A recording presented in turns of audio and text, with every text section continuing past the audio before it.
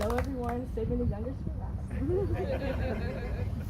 So like she said, my name is Sariel Brookins, okay? And I am a current fourth year at the University of California, Santa Cruz, back in California. I'm studying intensive psychology and critical race and ethnic studies with an emphasis in African diaspora. That's a mouthful. But I'm here interning with the NAACP Youth and College Division as well as the Washington Bureau. And I'm really proud to represent the thousands of Black students who cannot be here today because politics are truly harming our communities who deserve affordable and accessible education. Every other speaker today here has talked about how important Brown versus Board of Education is, but I just want to be very clear that segregation and discrimination has not left the American education system. It just shows up in different ways. So, I'm 22, I'm Black, I'm queer, I'm multiracial, I'm a college student, so I really hope that all of you are listening. Black students like myself are breaking down barriers every single day, and our experiences are connected to the brave 6-year-old Rudy Bridges, who integrated the first all-white elementary school in 1960 at William France Elementary School in Louisiana. And I go to a historically white university where more than 19,000 students attend, but less than 300 of us are even Black. So what does that mean?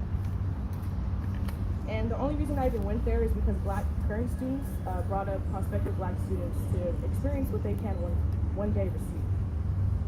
But the only problem is that every single year, these same Black students have to advocate for match funding from their chancellor every single year.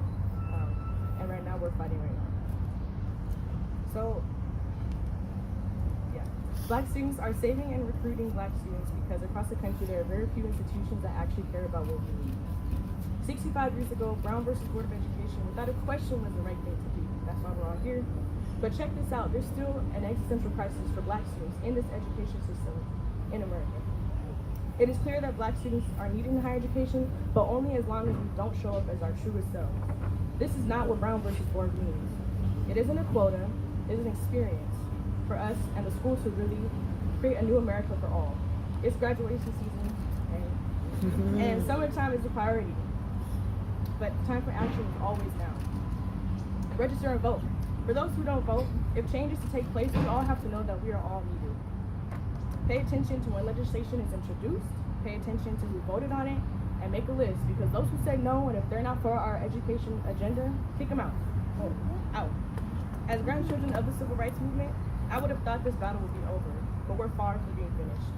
Texas just passed a law that made it easier to vote with a gun license than a student ID. What are students supposed to take from this? Just as we're preparing for the very moment to be civically engaged, we have to overcome barriers like this. Vote this year. Fill out the consensus so our schools can be adequately funded, and then vote in the presidential year and get Trump out. The fight doesn't end with voting though. Trump's nominees like Wendy Bitter are failing to stand with students on the right side of history. These judges will be on the bench for life. We gotta wait till they die, okay?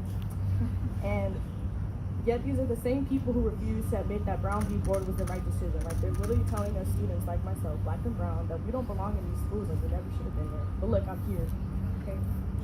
The Brown v. Board decision was decided correctly, but they want segregation because that makes their America great.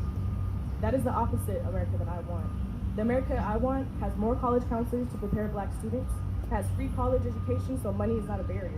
It seeks to end criminalization of Black and Brown students in high schools and elementary schools and even preschool.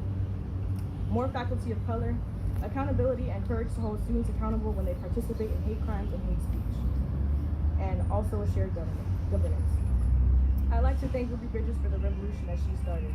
It's because of her that I can stand here today on this podium and say that I will soon be an alumni of the University of California, Santa Cruz. And last but not least, if people don't understand that liberation for Black people is liberation for all, we've got a lot more work to do. Thank you.